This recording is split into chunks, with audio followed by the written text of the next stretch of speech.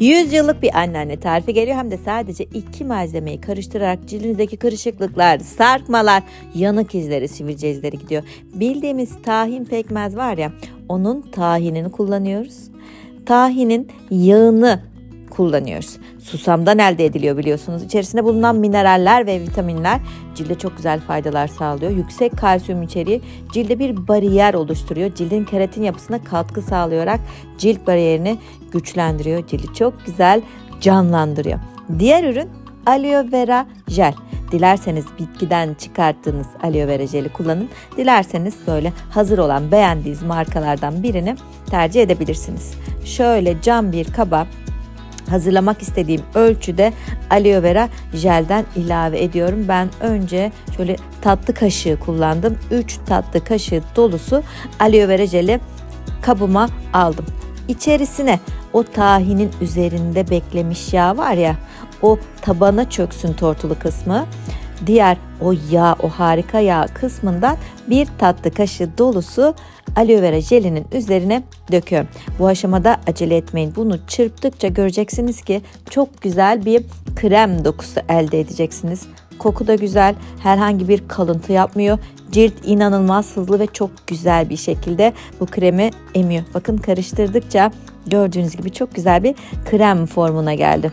Bunu bitmiş cam bir krem kabına aktarıyorum.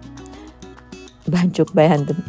Tüm vücudunuzda kullanabiliyorsunuz. Bir de güzel diğer taraflarından birisi de tüm vücuda kullanabileceğiniz çok fonksiyonel ama aynı zamanda çok az malzemeli, çok ekonomik, aylarca muhafaza edebileceğiniz çok güzel bir krem olması. Kapağını kapatın. Dışarıda, yani buzdolabına koymak zorunda değilsiniz.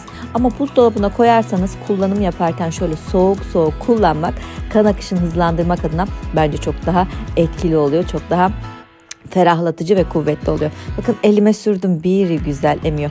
Özellikle ellerinize bolca sürün. Özellikle yanık izleri varsa, bakın benim elime böyle biraz yağ sıçramıştı. O yanık izlerinin olduğu yere sürüyorum. Orayı tedavi etsin. Hücreleri yenilesin.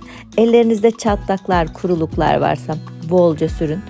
Yüzünüze de tabii ki kullanacaksınız. Tüm cildinize dedim ya.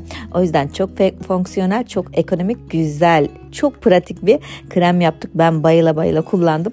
O yüzden hemen siz de kullanın istedim. Ayaklarınız, tabii ki bu kremi ayak çatlakları içinde kullanabilirsiniz. Ya da dar bir ayakkabı giydiniz, cildinizde tahriş oluştu. Oraları, o kızarıklıkları tedavi etmek istiyorsunuz. Hemen şu kremden avucunuzu alın, bir güzel sürün.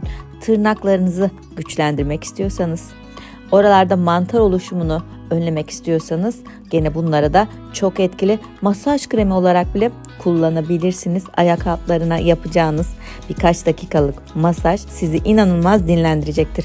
Dirseklerinizde, bakın benim bazı dönemlerde dirseklerimde böyle kuruluklar oluyor. Hemen buna çok hızlı bir tedavi yöntemi, ne derseniz işte bu tahin yağı ve aloe vera ile hazırladığınız krem oldukça yeterli gelecektir. Tüm kolunuza, ellerinize, dirsek, ayak hepsine sürdük. Göbek çatlaklarında, bacaktaki selülitte de çok etkili. Her yere kullanabiliyoruz arkadaşlar. Şimdi geldi, bunu cildimize nasıl kullanırız? Ben hemen yüzümü yıkadım. Cildimiz temiz olacak ki uyguladığımız maske, krem alt dokuya geçiş yaparken temiz, güzel bir şekilde, etkili bir şekilde uyum sağlasın, geçebilsin. Biraz avucuma alıyorum, ısıtıyorum, sürüyorum ama derseniz ki ben de böyle masaj aletleri var. Onlarla etki biraz daha fazla olabilir. Varsa kullanın arkadaşlar. Biraz kremden masaj aletinin üzerine aldım. Aşağıdan yukarı doğru yediriyorum. Varsa böyle bir masaj aletiniz, bunu değerlendirebilirsiniz. Göz altları içinde kullanabiliyorsunuz arkadaşlar. Yalnız göz altınız eğer biraz yağlı dokudaysa her akşam, her gün kullanmayın. Ama gün aşırı kullanabilirsiniz. Ben sürekli göz altıma kullanmıyorum.